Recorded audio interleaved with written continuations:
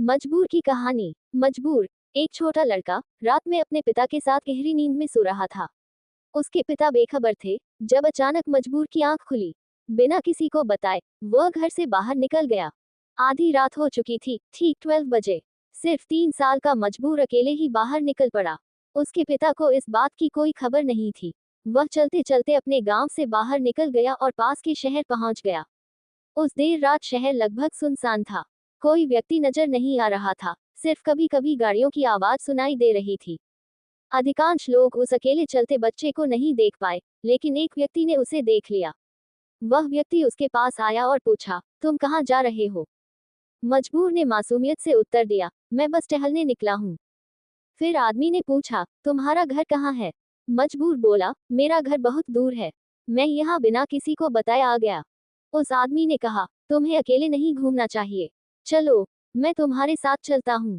इस तरह वह अजनबी मजबूर के साथ चलने लगा।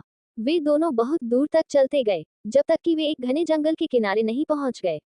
वहां पहुंचकर आदमी ने कहा, चलो उस किले में चलते हैं।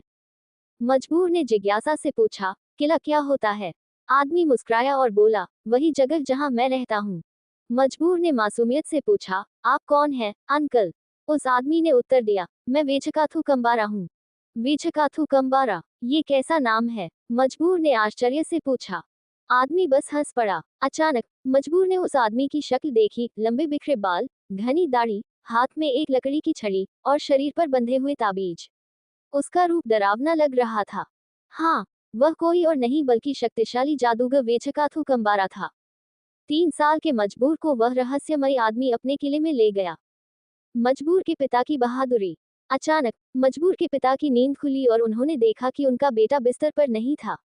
घबराकर उन्होंने पूरे घर में उसकी तलाश की, लेकिन मजबूर कहीं नहीं मिला। डर ने उनके दिल में जगह बना ली, आखिर उनका बेटा कहाँ चला गया। दृढ़ निश्चय के साथ वे सड़क पर निकल पड़े। उन्होंने ध्यान से जमीन पर पड़े हल्के पैरों के निशान देखे और उनका पीछा किया। वह गांव से होते हुए शहर पहुंचे और फिर जंगल के किनारे तक आ गए। वहां उनके सामने जादूगर वेचकाथू कंबारा का डरावना किला खड़ा था। उन्होंने ऊंची आवाज में पुकारा, मजबूर, मजबूर, तुम कहाँ हो? मैं तुम्हें लेने आया हूँ। किले के अंदर मजबूर ने अपने पिता की आवाज सुनी।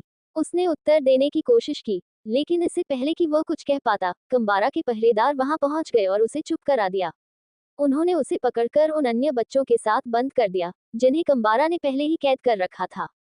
मजबूर को जल्द ही जादूगर की भयानक योजना के बारे में पता चला। अगले दिन कंबारा अपनी जादुई छड़ी से सभी बच्चों को चूहों में बदलने वाला था।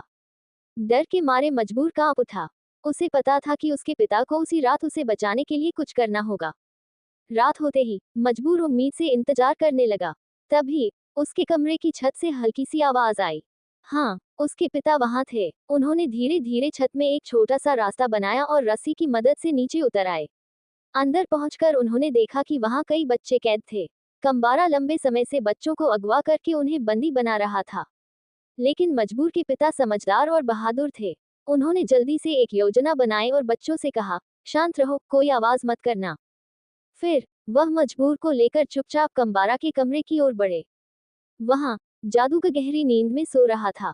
उसके बगल में उसकी जादुई छड़ी रखी थी। मजबूर के पिता ने धीरे से छड़ी उठाए, बिना उसे जगाए। फिर एक झटके में उन्होंने कंबारा को उसी छड़ी से छू लिया। तुरंत ही कंबारा चूहे में बदल गया, वैसे ही जैसे वह बच्चों को बदलने वाला था। इसके बाद मजबूर के पिता ने जादुई छड़ी को तोड़ दिया, जिससे जादू हमेशा के लिए नष्ट हो गया। न केवल कंबारा, बल्कि उसके सभी पहरेदार और साथी भी चूहों में बदल गए। उस काले जादू का अंत हो चुका था। गांव में खुशी की लहर। मजबूर के पिता ने फिर सभी बच्चों को किले से बाहर निकाला और उन्हें उनके परिवारों तक पहुंचाया। हर बच्चा सुरक्षित अपने माता पिता से मिल गया।